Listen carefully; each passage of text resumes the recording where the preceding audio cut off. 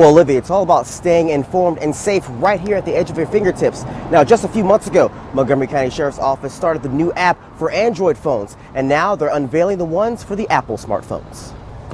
So why are they checking car seats? Statistics show that between 75 to 85% of car seats like this are put in incorrectly, and safety officials say it's important that the way you click could save your child's life. Good evening, I'm Darryl Forges. This is local news first on CBS 8 and ABC Montgomery. Now, many of you have seen a lot of rainfall and flooding in and around the state in the past 2 days. Here's what the apparent tornado damage that apparent tornado caused. If you look right here, this is Hibbett Sports. Right now, it's all demolished. Right now, police officers told us to actually step back a little bit. If you're a Sriracha fan, we have some hot news. See what I just did there? And Walmart workers are getting a big reward. News anchor Darryl Hood has details in today's On Your Side report. We've gone to several areas in Montgomery, especially downtown Montgomery. They've had several road closings. Some of those roads have actually reopened, but one of those roads have not reopened. The river region wasn't the only part of the state affected by the heavy rains. Much of Birmingham saw homes destroyed by the storms. Brittany Bivens spoke with one family who was affected by the storm. I talked to several people off camera about how it's going to be on this side of the bridge, and they say it's humbling. It's unbelievably humbling to see that this is where it all started.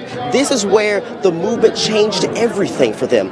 Well, good morning, Sarah and Tim. A lot of people that you just said lived in and around Montgomery during the civil rights movement, and many marched, held hands, and protested with civil rights icons.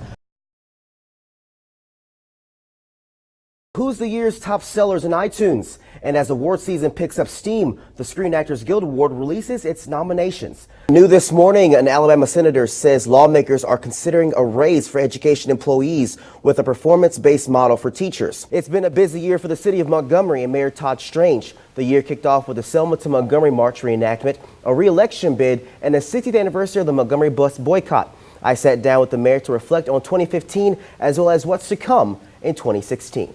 Time is now 6:14, and topping our morning buzz, former New York City Mayor Michael Bloomberg may be considering a possible independent presidential run.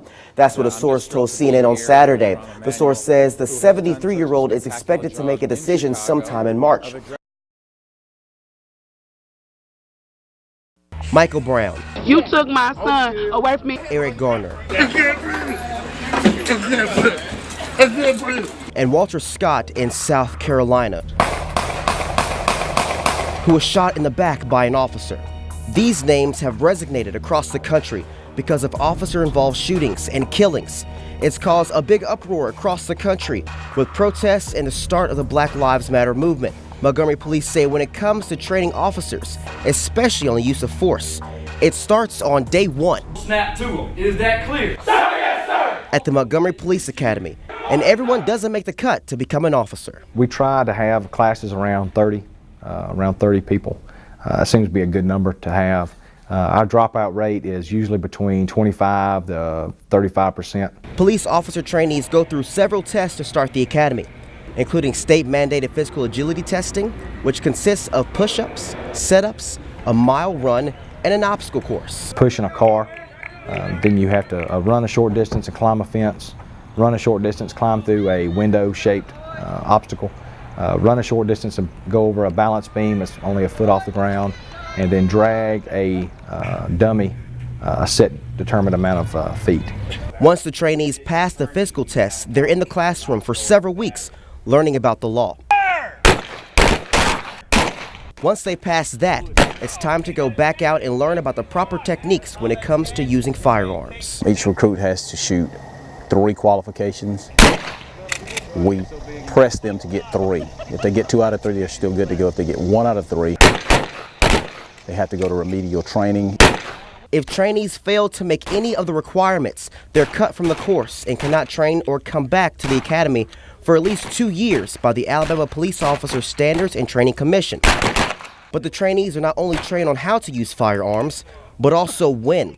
That's where the training on the use of force comes into play. There are several guidelines the trainees must follow when it comes to the use of force. Their use of force must be within the boundaries of the U.S. Constitution, that law, and federal law.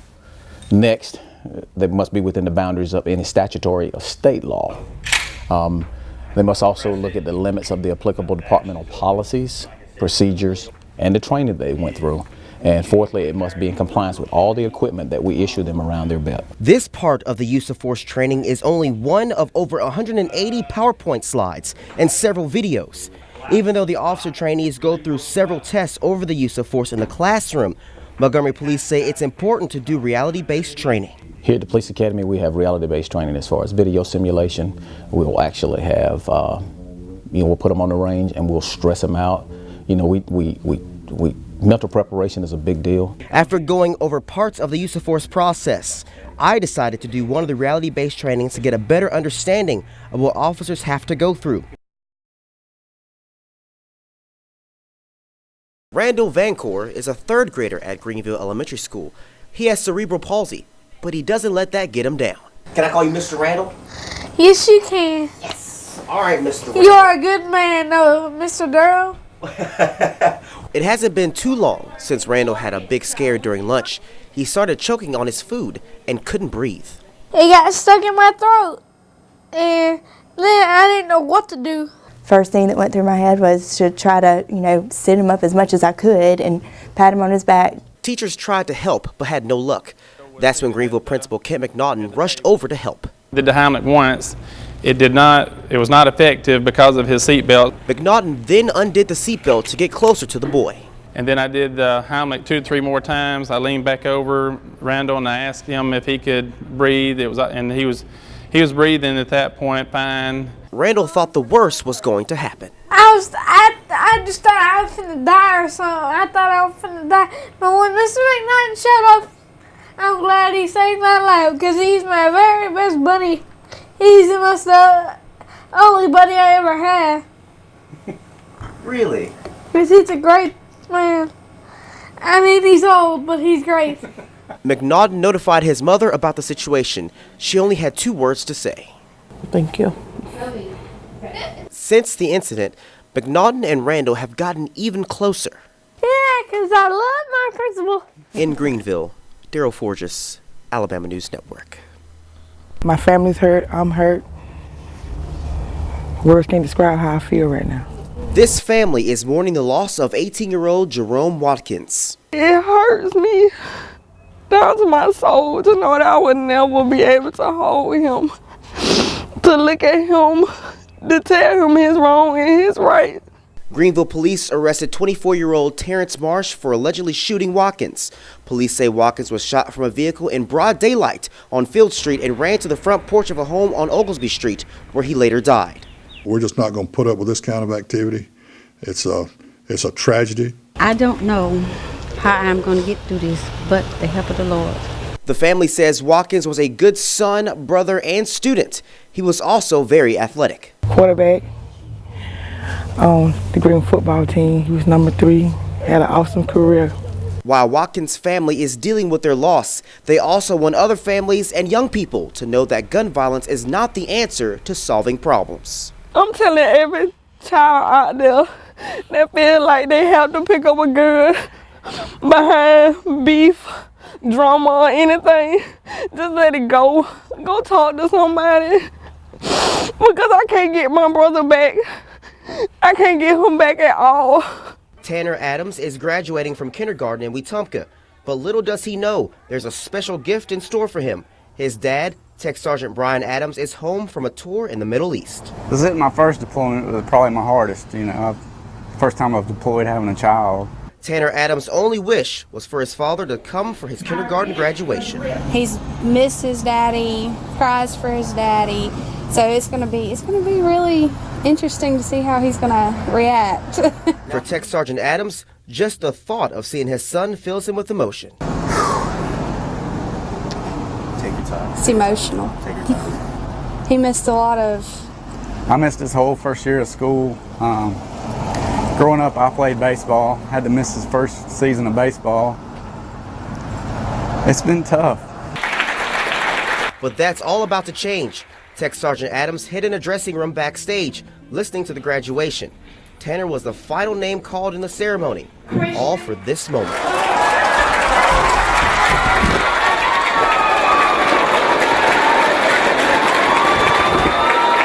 It was the moment Tech Sergeant Adams says he's been waiting for. Only a few words describe the moment. It's been a long time. What was going through your mind when you saw your dad come out to see you? I don't know. Were you surprised? Time to get things back to normal. I also asked Tanner what's the first thing he's going to do with his dad. He said, quote, "We're going to GameStop." Donna Thrower is a registered nurse. You guys have presence of mind, get the fire extinguisher, get the first aid kit, survival kit out. But unlike most nurses, this caretaker doesn't work at the hospital.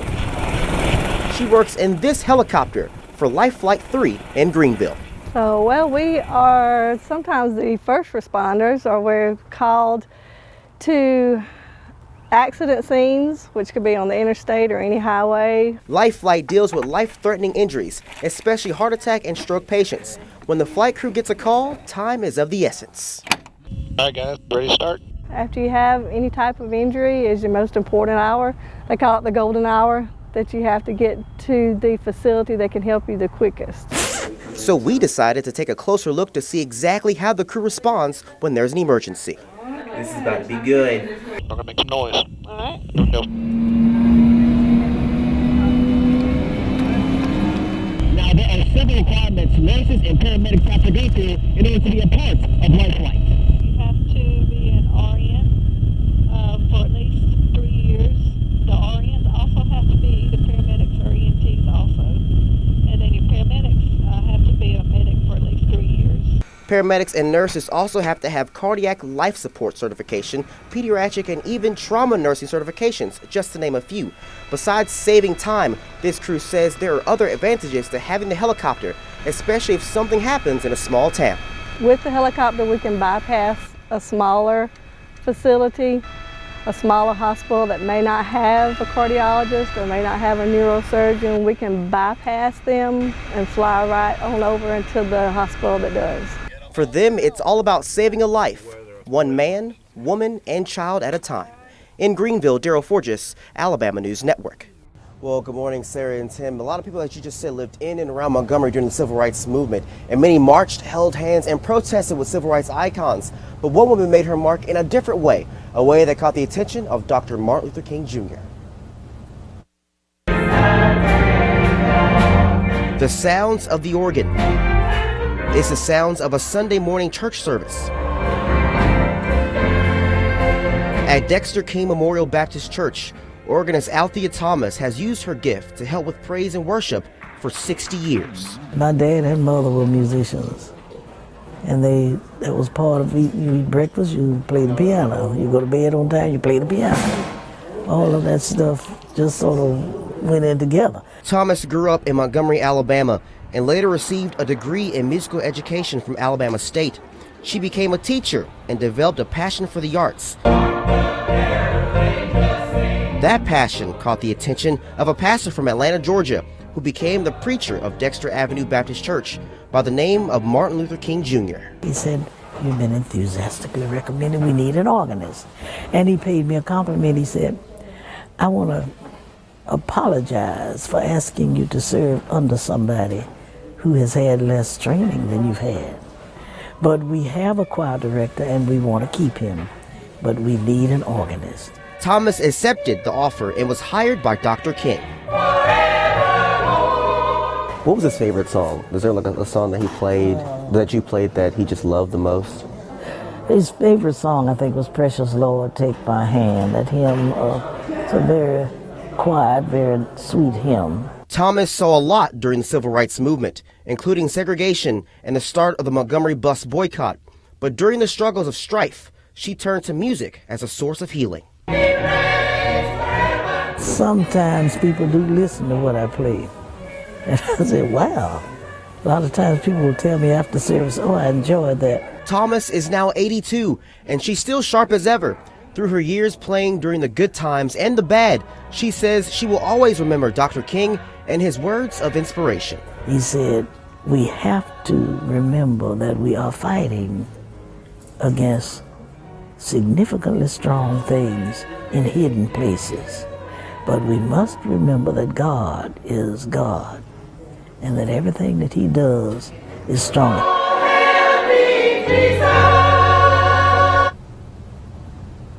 Well, I'll tell you what, speaking with her for a couple hours, it was just amazing hearing her stories and all the things that she's seen in the past 60 years. Now, Ms. Thomas still teaches children when it comes to paintings, piano, and even theater. And get this, she turns 83 on February 4th, the same birthday as Rosa Parks. Sarah?